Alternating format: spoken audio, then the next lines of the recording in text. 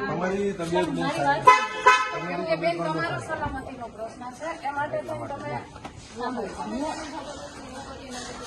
જબરજસ્તી હું નહીં, હું તમને રિક્વેસ્ટ જ કરું છું. અમે પણ તમને રિક્વેસ્ટ જ કરીએ છીએ બેન કે મને જવા દો. મારે અમદાવાદ જવું છે. મારા ભાઈઓ ખેડૂત માટે અમે બધા ઉપવાસ આંદોલન જે કરીએ છીએ, અમે એક જગ્યાએ બેસી અને ઉપવાસ આંદોલન અમારે ચાલુ રાખવું છે. બીજું અમારો કોઈ પર્પઝ નથી. તમારો કોઈ પર્પસ નથી, પણ બેન પાછળથી જે મેટર બનશે ને એ માટે થઈને અમે તમને રોકીએ છીએ. પણ અમે એવું તમે બેન જો અમે સમજો, આની અમને પહેલા પણ અમે સમજો. નથી કર્યું. એ બધું ભાજપના ઈશારો પર જેને પણ ભાજપના આવા તો એ કર્યું છે, બરાબર. અમે તમને દોષ નથી આપતા. અમે એમ કહીએ છીએ કે ભાઈ અમને અત્યારે તમે અહીંયા શાંતિથી અમારે વાત કરો છો, અમે તમને રિસ્પેક્ટ આપીએ છીએ, ના નથી કહેતા, પણ અમને જવા દો, જેથી કરીને અમે ત્યાં સમૂહમાં બેસી અને અમારા ખેડૂતની માંગણી અમે પૂરી કરી શકીએ. બરાબર છે, પણ બેન હવે અત્યારે કન્ડિશન એવી છે કે હે ને તમને બહાર જવામાં થતું હશે, એ માટે થઈને અમે તમને જવું છે.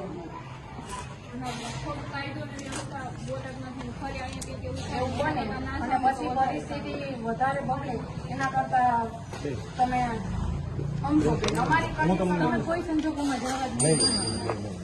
શક્ય નથી બેન. એનાથી કાયદો વ્યવસ્થાનો પ્રશ્ન થાય. તમે પણ સમજો, તમે પણ કાયદો અમે કાલે વ્યવસ્થા પાછા આવી જશું. અમે ના નથી બેન, પાડતા. કાલે શું પરિસ્થિતિ બનશે એ ક્યાં કોઈને ખબર છે. તો આપણે નિરાંતની જ વાત થઈ પણ હું એ જ કહું છું બેન, હું ખાલી સિમ્પલ કહું છું કે અમારે ખેડૂતોનો અવાજ બનવું છે.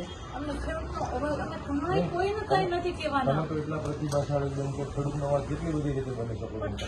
તો અમે ગાંધીજીને જે માર્ગે અપનાવ્યો કે અમે ઉપવાસ ત્યાં જાઓ આંદોલન ને કરીએ. એટલે કાયદો વ્યવસ્થા બગડે. બેન, ત્યાં કાયદો વ્યવસ્થા બગડે અને ત્યાં કરતા બેન તમે રસ્તામાં જતા હોય, પાછા અહીંયા કોઈક બીજી જગ્યાએ ઉભા રહ્યો, બીજા 20-25 માણસો ભેગા થાય, એ બધા માણસો ભેગા થઈને કંઈક કાકરી ચાલો કરે, કાં તો કંઈક ન કરે, બરોબર. કાંઈક